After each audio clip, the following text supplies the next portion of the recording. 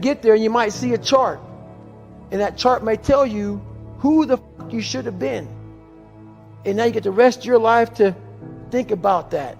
Man, I could have lived a much better life if I just would have just suffered a little bit more. If I just would have went in that and realized I had so much more. But fear and the 40% and living here versus living here, being afraid, stopped me.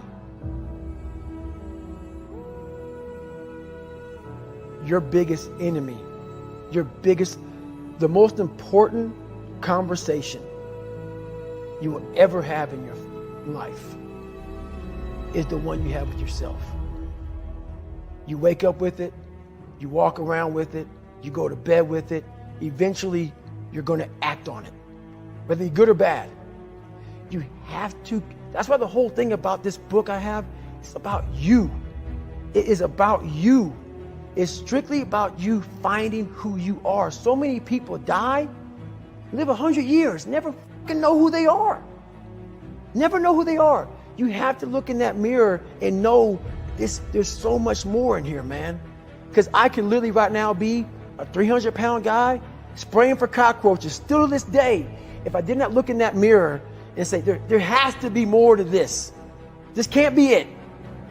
And then willing to go into it, dive deep into it, and give all I have to find it. So that's what all that's about. Let's say there's 10 people in this room, and we're all mediocre. But I'm the best of the mediocre people. I now think I'm great. I'm great. We surround ourselves around people that make us feel great. They tell us what we want to hear. The second we put ourselves amongst the uncommon people, we don't like that feeling, that challenging feeling of that person who's waking up at 3:30 in the morning and say, hey, push your on, we're going for a run. We don't like that challenge. We like that person who says, hey, you know, man, I don't feel good today, man. And they say, oh, it's okay, brother. We'll take a day off. Maybe we'll get a pizza and watch the game. We like that. We love that feeling. Why? Because you understand, man, we're good, bro. We don't want that motherfuckers like this. Hey, man, no, bro. Get your fucking shit on, man. Stop being a punk. We don't want that in our lives. We don't want that person who's constantly challenging our weaknesses. We want that person who's constantly, making us feel nice and good and secure in ours. That's the mediocrity of life. We want to be the best amongst the average people. People wonder, how do you stay hungry all the time? Because after I accomplish something, I don't sit back like a lot of guys who graduate buds, graduate this, graduate that. They get comfortable. They wonder why I'm getting weak, man. I don't know, I lost my edge. What's going on? Because once you hit the top of the fucking mountain, guess what happened? I'm good. I'm good. So you wonder why you're falling down now. Because once you reach the top of the mountain, you got to build another one. That's mediocrity. There's a lot of people in mediocrity who have a nice resume, but they're one-timers, man. They hit a one-time deal. They busted it open, got a lot of money, but they're good. You're mediocre now, man. What are you fucking doing today, tomorrow, the next fucking day? That's why I don't listen to theorists. I don't listen to all that bullshit. I listen to a motherfucker who's like this, man. What's wrong, man? I'm fucking tired, dude. Why are you tired? Because tomorrow, I gotta do the fucking shit again, man.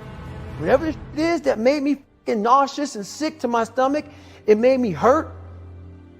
There's no ending. And that's the person I listen to. That's the person who's gained knowledge. You gain knowledge through suffering. And on the other end of suffering is a world that very few have ever seen. It's a beautiful world because that's where you find yourself. You don't find yourself in over here. You find yourself on the other end. Like the 100-mile race I was on, I ran it for 24 hours. I found myself on the other end of that race. That 19 hours, I found, wow, there's a whole nother world out here that I've never even saw. But the world's in your mind.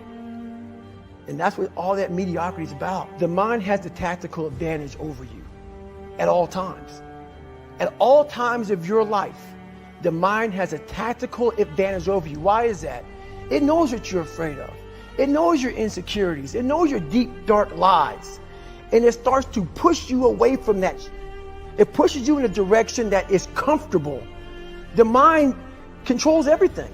So what I realized was that when I was growing up and I was 300 pounds and I got all fat and I got all insecure, I realized that my mind kept taking me in this direction. When things got uncomfortable for me, when I was facing my insecurities, when I was facing my fears, my mind said, oh no, we have the tactical advantage. We need to get you, separate you from this feeling over here. Life's all about feelings. We want the happy feeling. We don't want that feeling of this sucks. If in that moment, you can answer those up questions and you are now in charge of your brain versus your brain ruling you, that's where all that stuff comes from. So the 40% rule is all of that. You get to 40%, your brain says, we're done. Let's roll, man. This is starting to get painful. This is uncomfortable. So you sit down. You have to figure out ways, and everybody's different. That's how the book kind of talks about, like we all have these things about, 5 steps to this and 4 steps to this. It's a lot more than that. That's all bullshit. It's a practice that you have to, it's a habit. So if you know that at 40%, I'm feeling pain.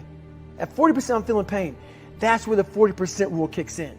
Now it starts. Okay, I'm feeling pain.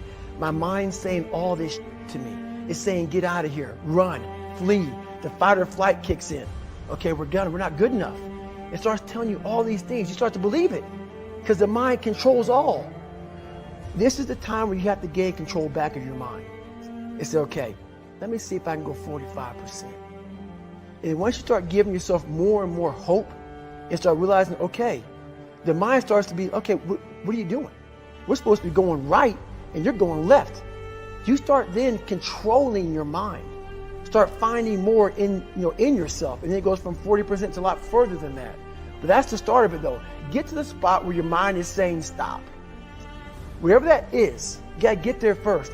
And then that's when that starts to work for you. You gotta control yourself in that moment.